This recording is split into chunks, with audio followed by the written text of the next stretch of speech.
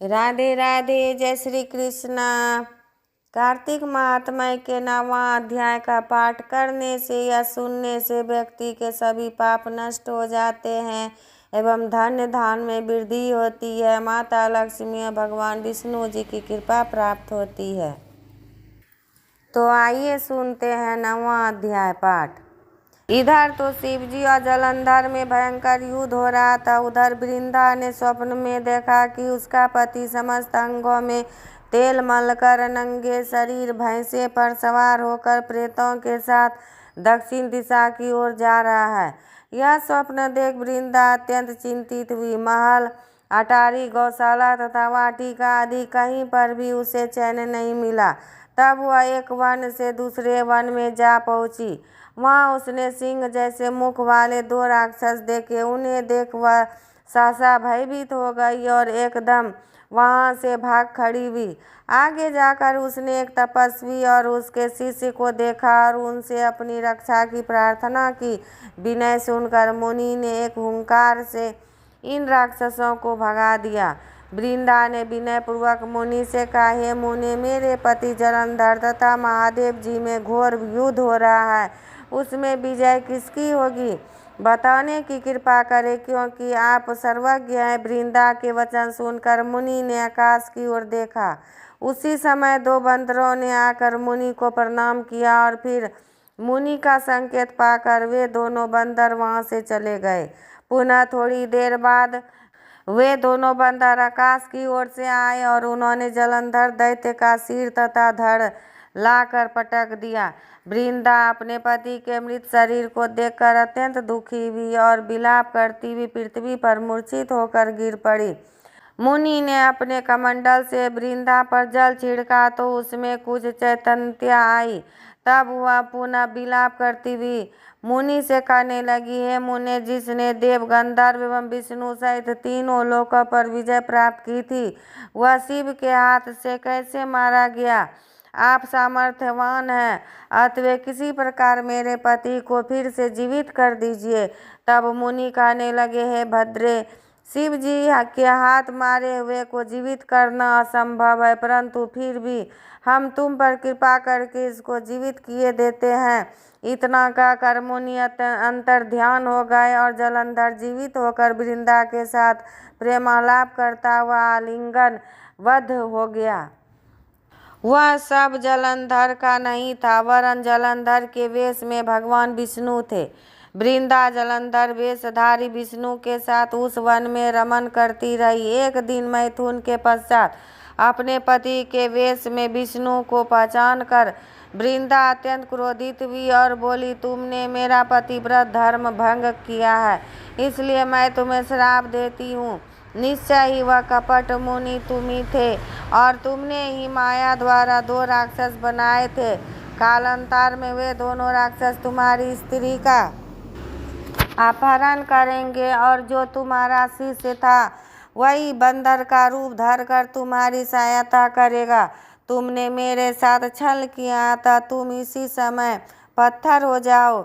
इतनी कथा सुनाने के बाद नारद जी ने महाराज पृथ्वी को बतलाया, हे राजन, भगवान विष्णु ने देवताओं तथा अपने भक्तों की रक्षा के लिए पतिव्रता वृंदा का शील भंग किया था, इसलिए मन ही मन वे अत्यंत दुखी थे। उन्होंने वृंदा से कहा, हे वृंदे, तुम्हारे श्राप को ग्रहण करते हुए मैं अवश्य शिला रूप हो जाऊंगा, परंतु तुम भी वृक्ष रूप होकर मुझको प्राप्त होगी।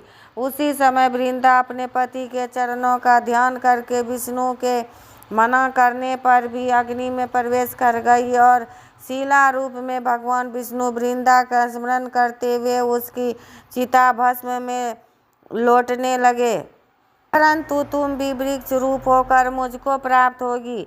उसी समय वृंदा अपने पति के चरणों का ध्यान करके विष्णु के मना करने पर भी अग्नि में प्रवेश कर गई और शिला रूप में भगवान विष्णु वृंदा का स्मरण करते हुए उसकी चिता भस्म में लौटने लगे। उधर युद्ध क्षेत्र में जलंधर दैत्य राक्षसी माया द्वारा पार्वती का रूप धरकर शिव जी को मारने लगा।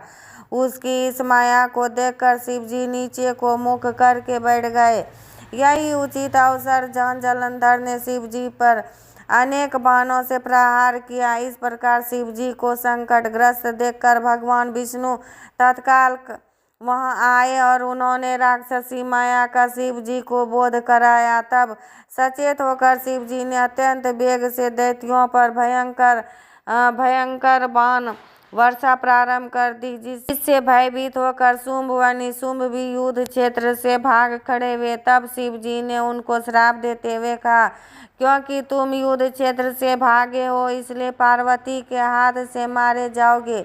इधर वृंदा का पतिव्रत धर्म भंग हो जाने से जलंधर का बल समाप्त हो गया था और भगवान विष्णु ने सुदर्शन चक्र अपने तेज सहित शिव जी को दे दिया।